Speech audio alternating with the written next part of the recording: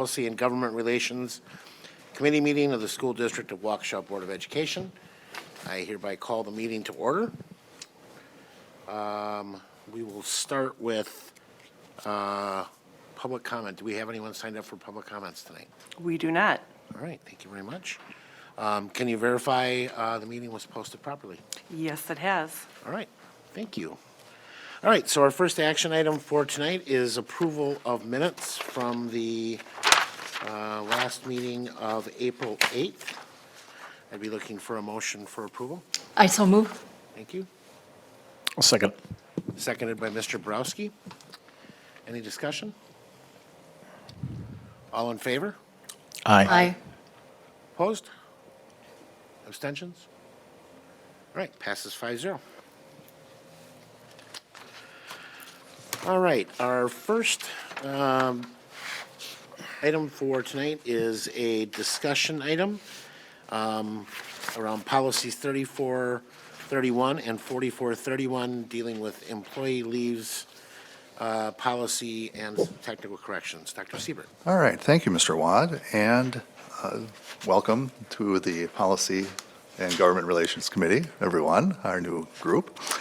So technical corrections do not need your approval. They're very minor changes that we just report out to you on that we made.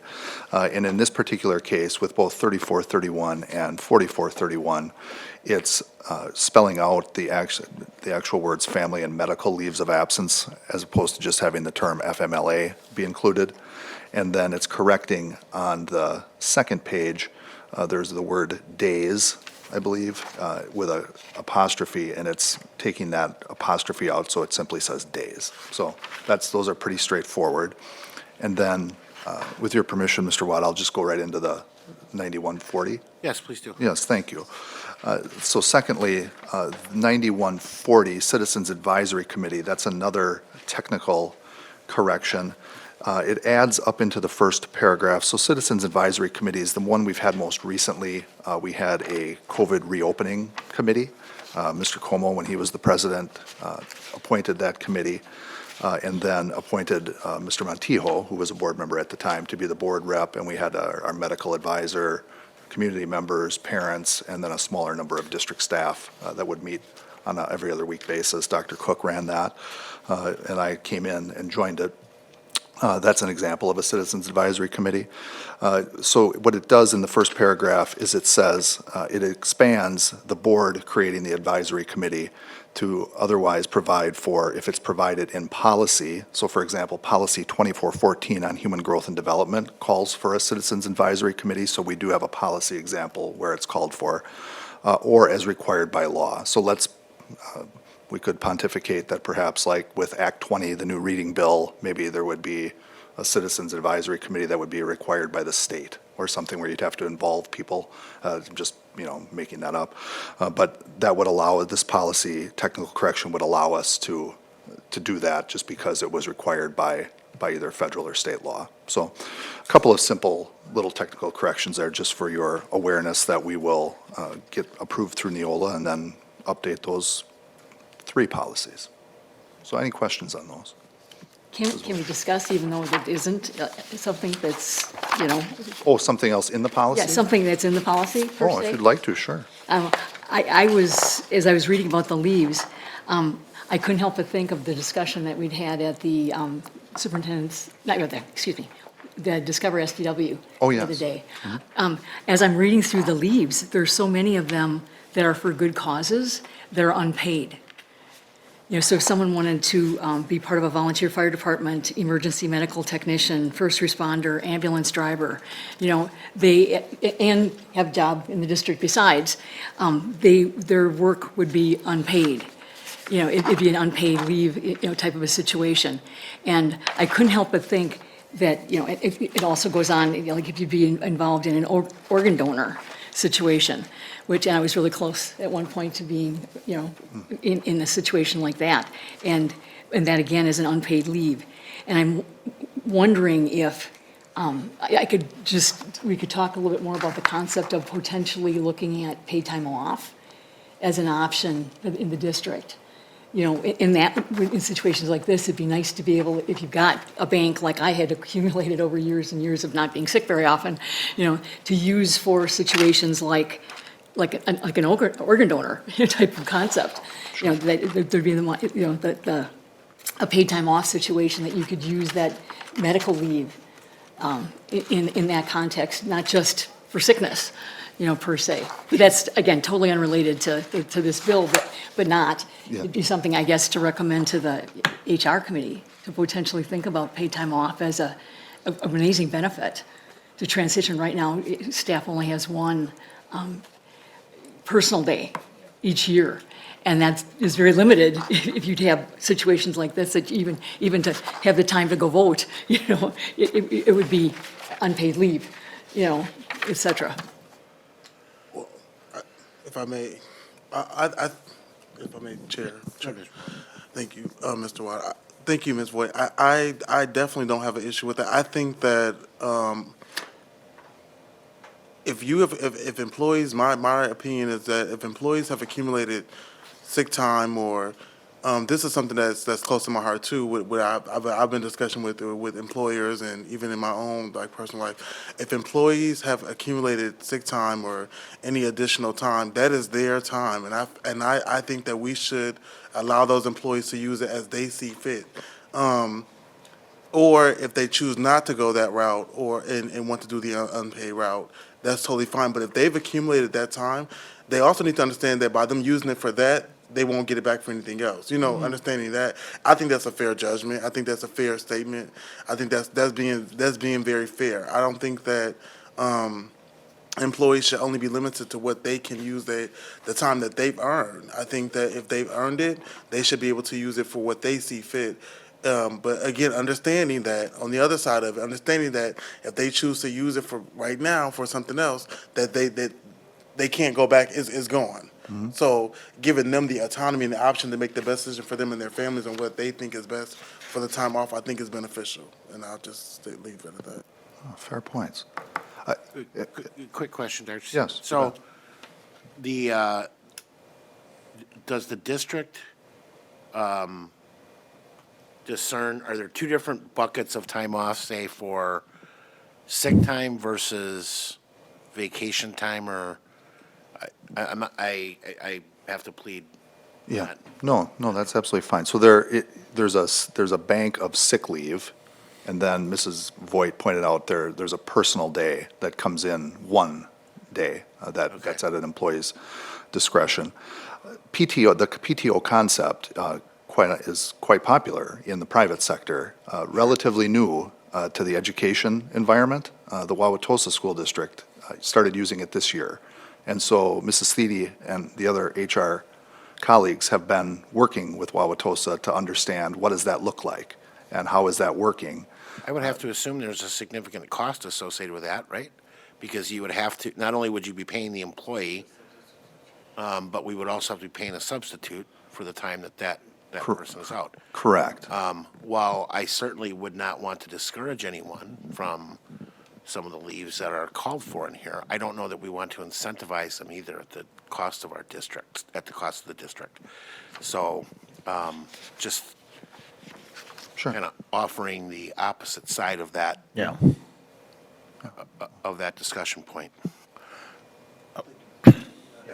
That's why, but that's where I give a fair balance at what Mr. Watt just said, Ms. Voigt just said.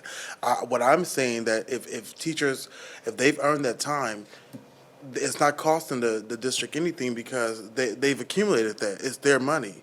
And then what I'm saying is that they can use it whenever their discretion is. However, with them understanding that if they choose to use it at let's say at a time where they want to go, for example, volunteer to be with the firefighter or something like that, they can't go back and say, well, I want to go on vacation I'd like to use it again for vacation. So I'm saying if they give them the autonomy to use it when they want to, but I have them understand that whenever they use it, it's gone. They can't it's not going to be there again for another cycle. Well, So yeah, you certainly can't use the time off twice. but that's what I'm saying. But that's what I'm saying, that Right. that it's theirs to begin with, but give them the discretion. But I agree with Mr. Watt and Ms. Voigt. I'm saying both sides of it. Give them to them when if it's there, if they've accumulated it. Well, yeah, I don't think you can agree with both sides. I mean, I think they're saying two different things. You're suggesting, and I'm not necessarily, so basically you're suggesting that they should be able to use their sick time however they would like, even if they're not sick. But right now, the way I understand it is paid sick time is you get paid if you're sick. You want to give them the discretion to use it how they see fit. That's very different. So correct. So what? Just, just so we don't get into a back and. No. Yeah. So. I'm just trying to clarify No, I was No, points. that's clarifying fine. for him, too. So you're done. Are you seeking the floor?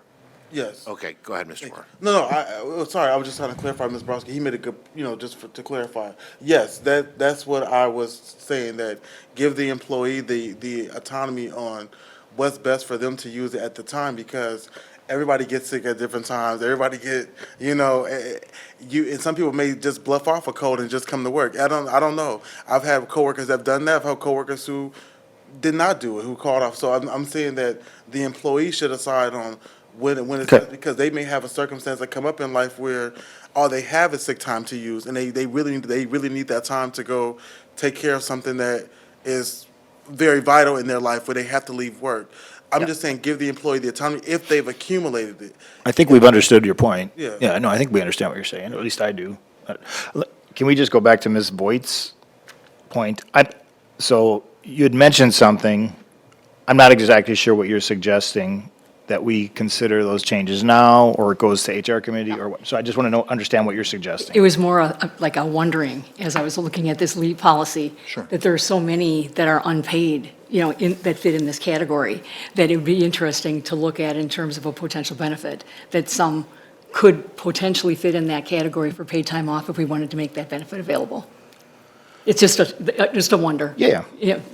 So I'm wondering, as a committee, what we want to do. Do we want to maybe vote on, or actually, we don't even have to vote. don't This have is to just a vote. change. That's right. No. Okay, yeah. So was- basically, these changes are going through.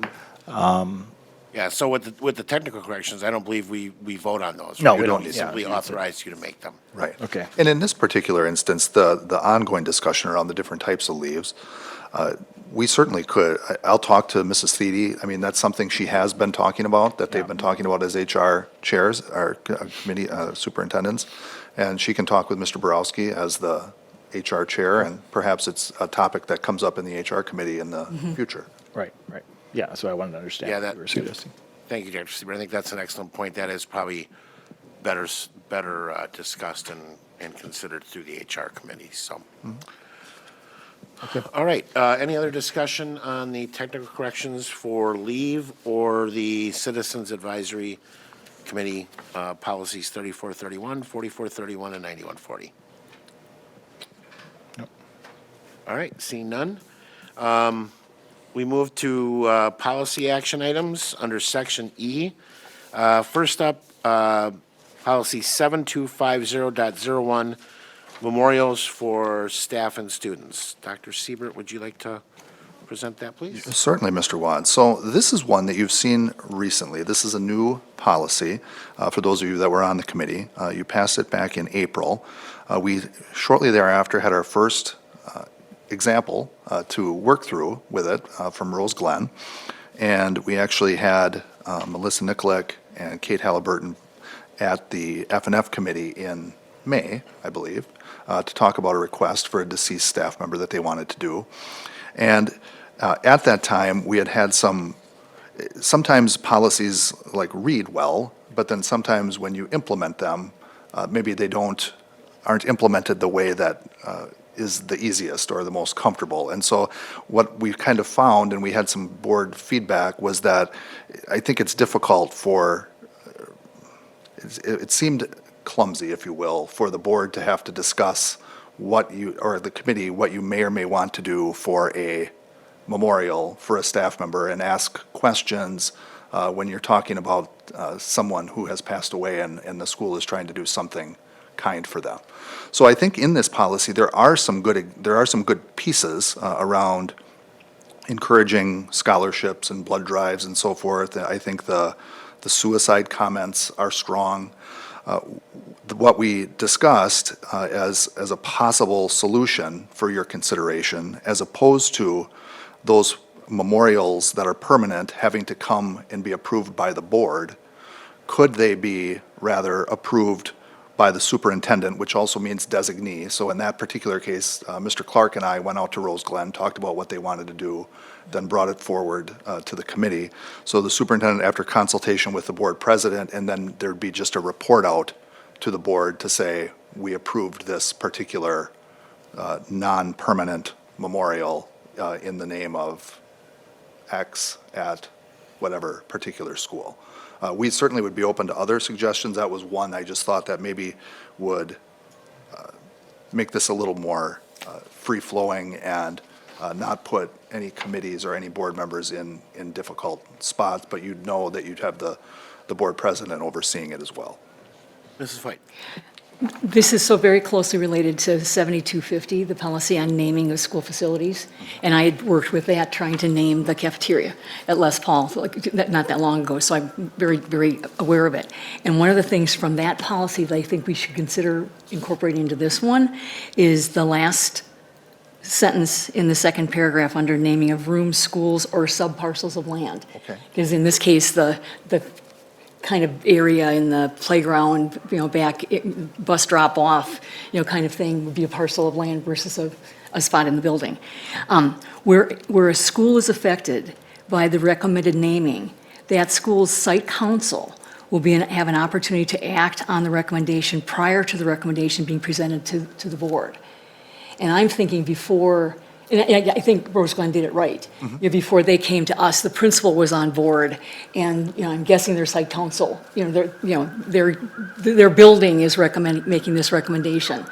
There are situations where you have, I think of Les Paul, where their foundation was trying to rename South High School, et cetera. And I think, and that was again a naming situation per se, but in this case with a memorial, I think they make sure the school's on board with it, and the school administrator's on board with it, and then come to you as a superintendent and, the board president with it. Because I think that's a huge piece, and not have it be some outside organization that wants to do it, a memorial naming type of thing, without having necessarily the school on board. Because that was the case herself. It's like, whoa, wait a minute, you didn't even graduate from here. We don't want to have that happening. And it got to be a big deal, years back. So that's a consideration. Sure. If I could just clarification. So I think the point you're making, as I read this very brief policy, is that the change focuses on who's going to approve it, which is good, because we need to be clear on that. And I do like the fact that it's the superintendent and board president consultation, but it doesn't really state in there how we receive that recommendation. And I think that's what Ms. Voigt is recommending. So I guess it's up to the committee where we think that's a good addition, but that's the way I see it.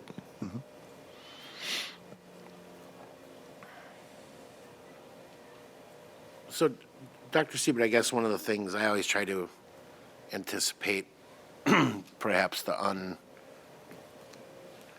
so I don't think any of us would think that you and Dr. Piasek would have an impasse over something like this. But I think 3 or 4 or 5, 10 years down the road, perhaps there's a different president. Sure. Perhaps there's a different superintendent.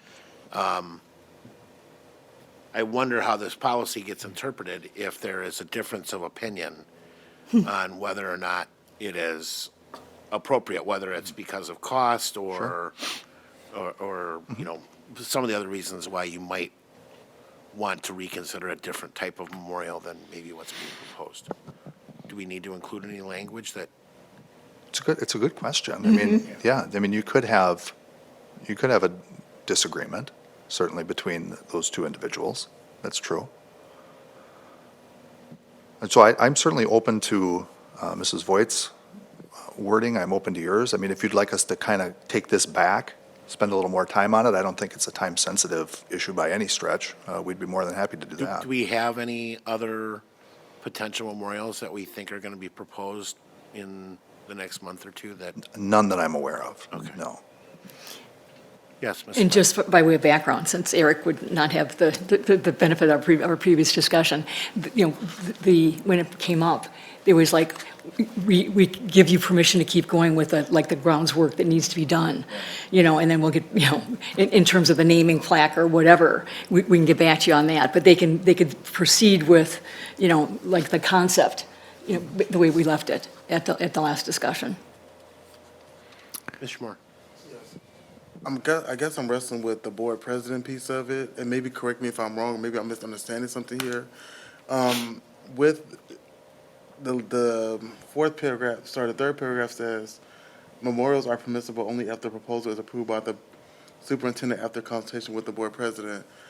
I understand that the board president is the board president, but that board president, the board president still has a responsibility to respond to us as members. We elected that president, and so if we don't agree with something or something, our opinion should matter. So I just wonder, with that board president, I think it should be in there where, or I don't know, maybe it don't need to be, but the board president has a responsibility to consult still with us. Like, just because they're the president, like, we elected them, but our opinions do matter too. Like, so I don't want to just give that president the, like, if something like, if it's a situation where it's a controversy with a memorial, or it's something, I'm not saying that, I get you, I understand where you said that you don't want us in a difficult situation. I remember you stating that, but I just think, the board president does need to at least have a conversation with the rest of the board members before getting back to you. Does it make sense?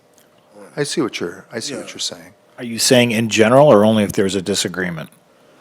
If there should a disagreement, right, like that board president should not be the only one, like, we elected that president to represent us on behalf, and with that representation comes our opinions about something, if we, Yeah. Sure. so.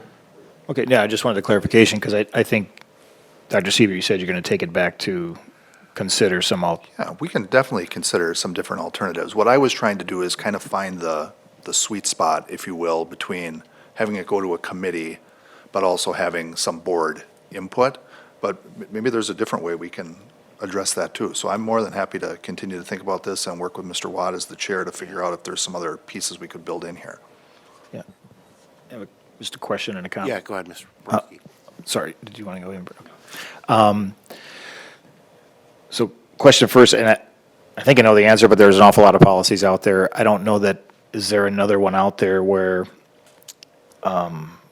it's up to like superintendent and somebody else or superintendent and board to make a decision? If so, I don't know if there's an alternative that's in that policy when the situation comes up, just for guidance. Yeah, we you can know. look, certainly. And then I guess the other thought is, I suppose, when there is a disagreement, I guess you guys are going to work this out, but maybe then it goes to the board, or I think the concern there, though, is we're trying to avoid publicly discussing a very delicate topic. So I do believe it's probably very unlikely that there would be a disagreement, but chances are it can happen. Or, I mean, it could happen. And then when it does, and there's a disagreement, then not only is it a very delicate topic, but there's already disagreement on it. So we have to weigh that, I guess, is when you come up with an alternative then, so, for what it's worth. I'm sorry, Mr. Moore, before, Mr. Brooks, do you have anything? I want to make sure that you get an opportunity before. Yeah, so I guess my question is, typically what's the process for this now? Because the way that Mrs. Voigt was describing her possible solution is a very bottom-up approach where the community that's affected, and obviously when it comes to a death of a staff member or a student, that's something that's deeply connected to that school community. And so I like the idea of a bottom-up approach, because I think the last thing that grieving folks need is a bunch of elected officials sitting around arguing about what's the best way to memorialize somebody. I mean, those discussions are very hard for families when a loved one passes. So to bring something like that, I like the idea of having it be more, the superintendent a board president, notwithstanding the situation where there might be disagreement, but currently, how are these discussions typically brought forward when there's a discussion around a memorial? We haven't had any, other than the one we've had since we did this policy since I've been here. But otherwise, we have a number of trees that have been planted. We have some benches with people's names on them, things like that. I think generally speaking, they've worked through our facilities department. It's been kind of the bottom-up approach like you discussed. And then if there are things that they need support with, they work with our buildings and grounds and most likely business office. But I think we can come to a sweet spot on this. I think your comments are all very good, and it's just a matter of how do we thread the needle with it. Mrs. White? I don't know that we've had a policy on memorials before We haven't, this.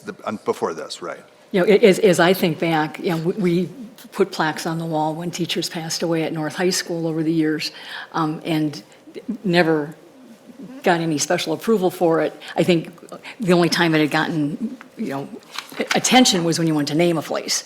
Like the auditorium was named after someone or whatever, like a location, like that.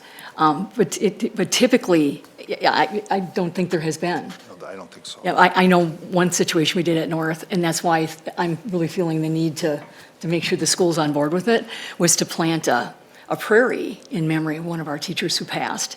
And then with this parking lot, snow removal, the salt, et cetera, that was in the piles of snow that ended up on the prairie didn't make it. And this $1,000 sign that was at the end of the prairie honoring the teacher who passed, Mr. Rempe, it became like there is no prairie. We don't need to have a prairie sign. So now the prairie sign is gone too. Again, we never did anything to talk to anybody, but North just decided, okay, it doesn't pay to have a sign for a prairie when there isn't a prairie, Mr. Moore? Yes, I agree with everyone, like Dr. Steeper said. The point I was just making was, we as a board, as elected officials, have to answer to the electorate. So when a board president just makes it without consulting with us, he or she's not going to be there to defend my stance with the electorate on why something went a certain way. I still have to answer to the electorate. So our opinion should matter in terms of, if I'm not saying it has to be a disagreement, I'm just saying, or anything too much exaggerated. It just need to be. It can be lighthearted. It just need to be something where we have an input just lightly on how something should be memorialized. That's not to say the community shouldn't be involved. I definitely agree with the bottom up approach. I'm just saying when it comes to the board president representing all of us, just being mindful that we all have to answer to the electorate as individuals. When it's time to answer to them for questions. So just keeping that in mind when that board president is representing all of us. Thank you. Thank you. So Dr. Siebert, I guess I'd be curious what you see as the takeaways from this and kind of what we can expect to see when it comes back. High level, broad strokes. Oh, yeah, no, that's fair. So I'm hearing the 7250, which is the naming policy, pulling in the part about the school site council or the school being supportive of the request, and that's where it begins, the bottom-up approach. I'm hearing, I will look to see if there are other examples where it's the superintendent and somebody else, like a board president, where we could borrow some language. I'm thinking about more board involvement and what that might be and how we might be able to do that without having to come to maybe the full F&F Can I committee. ask a quick question on that? Yeah.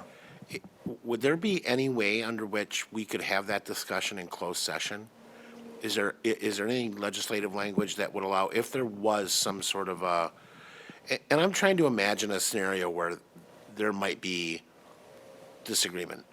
I would guess it would either be around cost, perhaps someone may feel that it is an inappropriate, some people might find it gaudy, that doesn't fit it doesn't fit from a landscaping, or it's maybe they may believe it's an eyesore. I'm just trying to anticipate what some of the objections might be. To be able to have that discussion while at the same time not having to put board members in the awkward position of having to argue over the appropriateness of a memorial to a beloved member of the school community. I know that felt, and I think all of us that were there that night felt very awkward about that discussion. Sure. But I could see there being some possibility down the road that there might be a discussion around that more board members might want to have input into. And I'm just trying to figure out if there might be some way that could be done in an executive session such that it doesn't have to be a public discussion around. I'd have to do some looking into that. I don't think that would qualify for a closed session topic. But as you're all talking, maybe maybe one of the ideas could be a small committee that the board president could assign, right, of board members that would be part of this kind of decision-making process, right? Less than two or three of you, three of you maybe. I'm generating a number of different ideas, and I think the more time we have to kind of look into it and think about it, we should hopefully be able to bring something back in the next month or two that maybe incorporates a lot of your ideas, which have been really good. Thank you, Dr. Siebert. Yeah, Any of other course. comments on that before we move on in the agenda? All right, seeing none. Next up is policy 0100, definitions. Dr. Siebert? All right. So we've got some terms that are being defined in the definitions policy that are new. The first being district records custodian. And so that policy that's also in the 8310 policy, public records, where it defines and uses that term. I hold the fortunate title of district records custodian, so that is me, and it defines what that person is. And then it also talks about, on the third page, local public office holder or official. And in consulting all of those statutes and working with the WASB legal counsel, the local public office holders within the school district of Waukesha would be all of you as board members, so 9 of you. All of our cabinet members, so we currently have 5. When Mr. Pat joins us, we'll be back up to 6. And then all of our mid-management positions, which are directors and administrators, which is another 42 people. So a total of 47 people would qualify as those local public office holders as defined in that policy.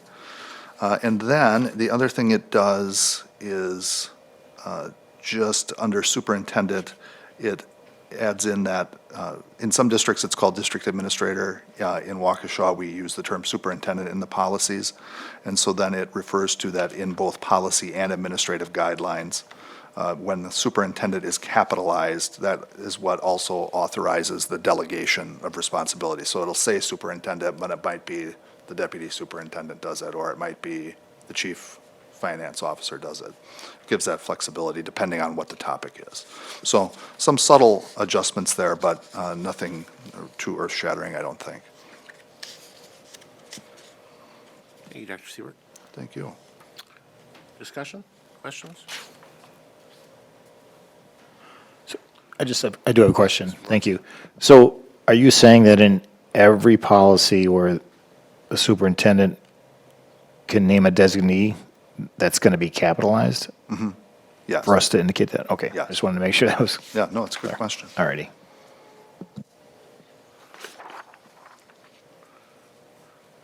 And this was agendized as an action item for tonight, is that? Yes, it is. So I'd be looking for a motion to approve. A motion to approve. Second. Motion by Mr. Brooks, seconded by Mr. Moore. Any discussion? All right, all in favor, say aye. Aye. Opposed? Passes 5-0. All right, next up, policy 0122, board powers. Dr. Siebert? All right, thank you, Mr. Watts. So in this one, it's in the last paragraph. There are just 2 adjustments that are looked at to better reflect our overall district supervision of students and align with statutory language. So it says the board shall also authorize the development and promulgation of rules and guidelines by the superintendent, capitalized, for the proper operation and management of the district, including the conduct of students while in school, and it used to say, or en route on school buses.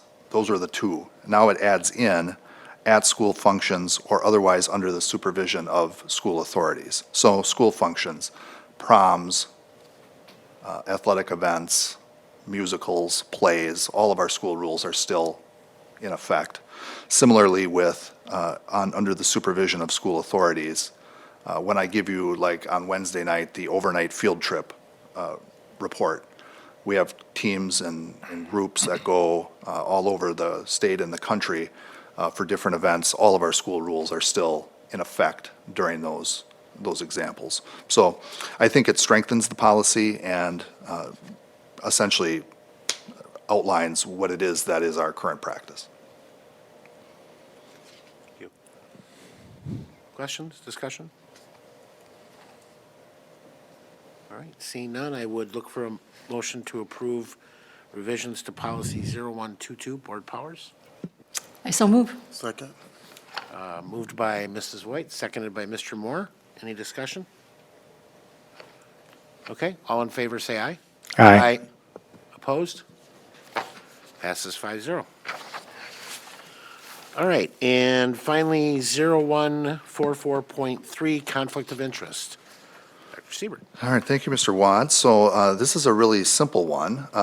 Many of you will remember 2023 Wisconsin Act 26, which signed by the governor allowed board members to serve as volunteer bus drivers. And so you can rest assured that it is no longer a conflict of interest for you to drive a bus. And so that is the addition. Volunteer to drive a bus. Volunteer to drive a bus, correct. So in the past, this policy said you could serve as a volunteer coach, you could serve as a volunteer for an extracurricular activity as a supervisor, and now it adds in bus driver that you could also volunteer for. And none of those examples in F are considered to be conflicts of interest. Not that we expect, certainly you have positions and real jobs, and we are grateful for your service on the school board. If you'd like to drive a bus, you are more than welcome to, but it's just updating the policy to reflect the statute. Mr. Moore. Thank you. I'm glad that this policy, thank you. I'm glad this policy came to light because I think that there's been like kind of this misunderstanding that board members, there's some board members like myself. I know I volunteer in the schools like, you know, that Ms. Diane Voigt does too. Sometimes we cross each other, and I think that some people may feel like, you know, the board members have the right to go in schools and volunteer. Mm-hmm. We do, and so I want all board members to understand that some of your colleagues may do that, and that's okay. Like, we have the right to do that. We're there for different reasons. We're not there to kind of be a hawk on principals or teachers. They sometimes call us in for help. I know Ms. Voigt has been called in for help. I've been called in for help at different schools. So we know that, and that doesn't mean that all board members can do it. Some board members don't have the time, but for those like myself and Ms. Voigt who do have the time, there's nothing wrong with that. So I'm glad that it's being clarified here, because there's just been some, I guess, like misunderstanding, like, you know, with board members thinking that other board members can't go into the schools, or it's a bad thing. It's not a bad thing. We can go into the schools and we can volunteer.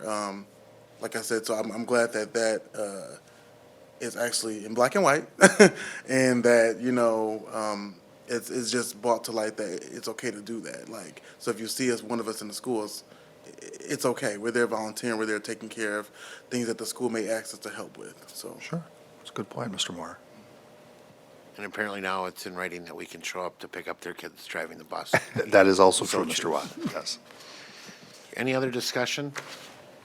Mr. Browski. One really minor point, but might not be able to sleep at night if we don't mention it. So each one of those letters, A, B, C, D, E, F, I don't know if that the first word should be capitalized on all of them, or E shouldn't be capitalized, but just consistency there. Oh, I see, because like in E, it starts with board members, it's capitalized. Right. So just capitalize the no's, and I guess so. A, B, C, the when And the when, E, yeah. and the F and no, or the no and F. Julie, we can do that, right? Yeah, we can absolutely do that. Okay. Then it'll be uniform and in agreement. All right, thank you. All right, so we will also be, when this comes forward for motion, approving those changes as well as, As amended, yeah. yeah. Any other discussion? All right, seeing none, I'd be looking for a motion to approve changes to 0144.3, conflict of interest. Also move. Second.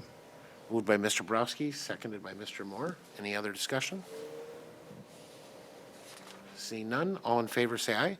Aye. Opposed? Passes 5-0.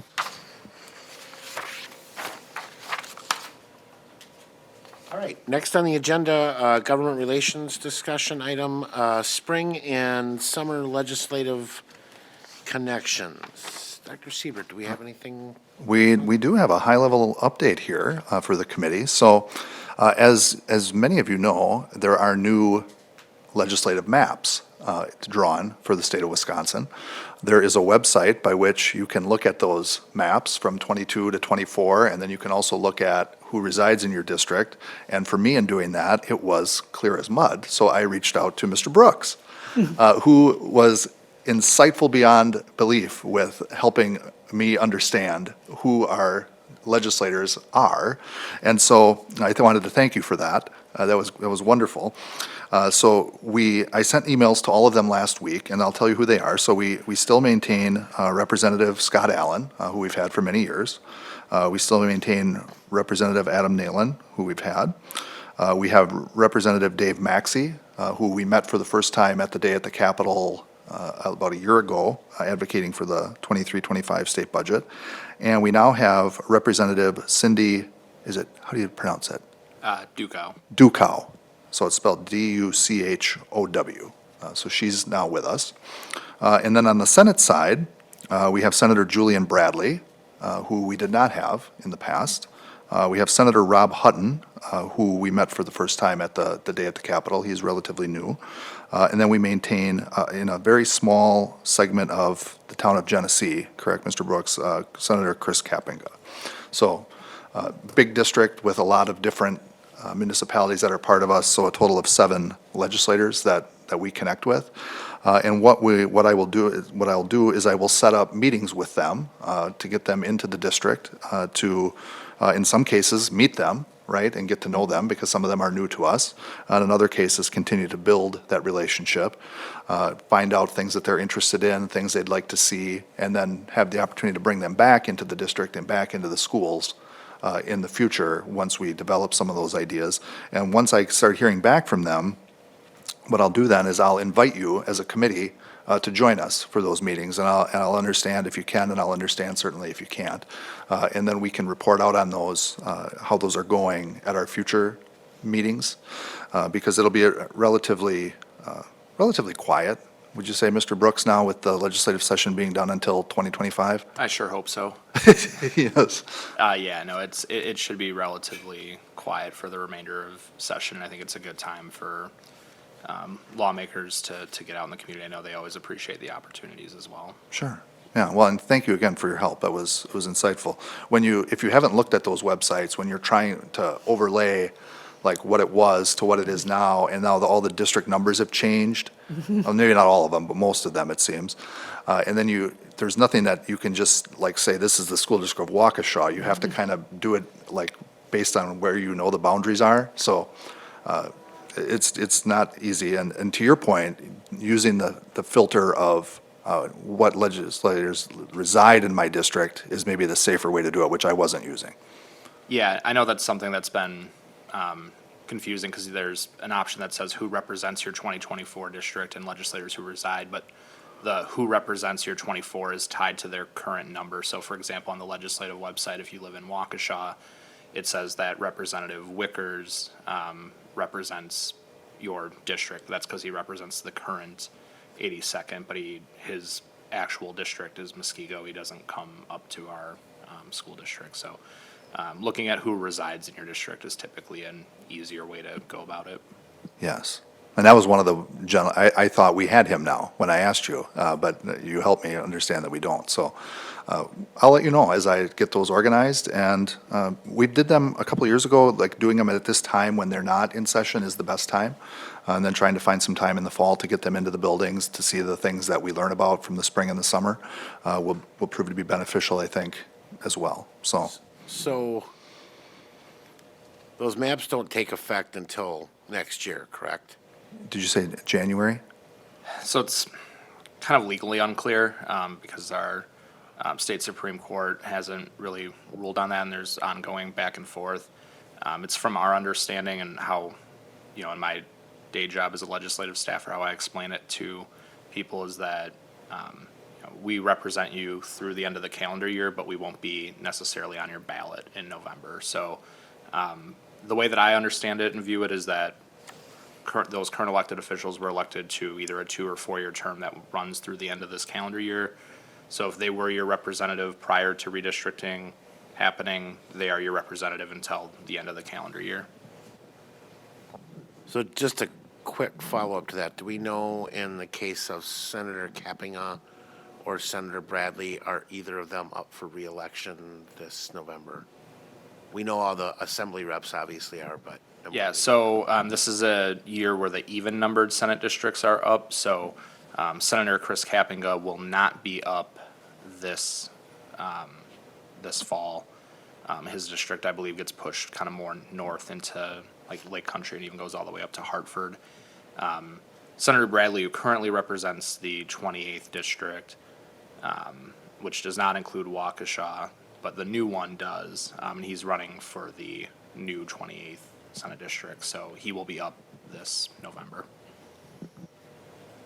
I only raise this because I wonder about establishing relationships with people who may not represent the district today, and should they happen to lose in November, wouldn't be representing us again in the future. So I'm just wondering if maybe this is an exercise we may want to do on a more formal level. Certainly informally, I think that's fine, but on a more formal basis, wait until after the November elections to see who our representatives will be at that time. Sure. I mean, I think if you're okay, we could continue with anybody that responds, that wants to come in, we'll certainly have. And then once we see what happens in November, if we have new people, we'll reach out to them right away. Okay. As well, and try to get connections. And it takes a little time, and I certainly we have more people to connect with here, but I think it's time very well spent. And some of the relationships that we've been able to develop have been insightful in terms of legislators being on the floor and reaching out and saying, what does this mean for Waukesha? Sure. Which that's exactly what you want, right? And so even if ultimately we meet with somebody that ultimately isn't going to represent us, it probably is still worth it from the relationship perspective. Mr. Moore. I see both sides with Mr. David and you. I think that right now it'll be, like I said, a good time, like Mr. Brooks said, to meet them, but come this fall, kind of watch and see what happens. I just think that also come this fall, it's election time for them. I know things get a little heavy, so they may not be able to, Sure. come in because they are probably campaigning or they're probably. I just know that the fall going to be it's going to be hard to catch them. Like they are trying to focus on winning that re-election. So this is now that we got this downtime, so Right. before things start kicking up, and then. I just know, like, the fall and spring is just very difficult. Like I said, because spring elections, that's when school boards or local officials are up. So it's just a lot going on fall and spring. I think the summertime is the perfect time. If we can catch them, great. If and then see what happens in the fall, maybe one time or twice, and see, kind of meet with them. Mm-hmm. But, just understanding that the fall is just going to be very heavy. So just bet. watching and seeing what plays out, so. Oh, thank you for that, Mr. Moore. Mr. Brooks. Thank you, Mr. Watt. Yeah, I definitely want to echo what Dr. Siebert said as well, about making these relationships early and when you have a legislator who is able to be in contact with you and have a good relationship with the school district to understand how the policies that are happening in Madison affect the school districts back home. I mean, I can tell you from personal experience, those conversations, you know, when it comes to a colleague-to-colleague convo in Madison, you know, those relationships do matter, and they will bring those up, and there will be conversations regarding, you know, this policy might not be beneficial for my school districts. And so being able to have a good relationship with the superintendent or board members is really beneficial. But another reason why it's important, and I think getting these meetings over the summer where it is kind of a little bit of a downtime is important. Right after that election, when we go into 2025, that's the start of the new biennial budget process. So being able to have those relationships existing when you're, you know, making those and having those conversations and making whatever, you know, various asks with your lawmakers, it's important to have those established right away so that when it comes to budget time where everything is incredibly hectic, you know, you have that trust built up already. Thank you, Mr. Brooks. Thank you, Mr. Brooks. That's actually a great point I hadn't considered. Was it this being the start of a new biennial budget period? So, all right, well, we certainly look forward to that. Did you have anything else on the legislative front, Dr. Seaver? No, that'll do it. Thank you, Mr. Watt. Anyone else have any comments or questions? All right, moving on to our next agenda item. Any recommendations for future meetings? All right, seeing none. I think that brings us to the conclusion of the meeting. Our next meeting will be Monday, June 10th, 6:45 here in the boardroom. Thanks, everybody. We are now adjourned.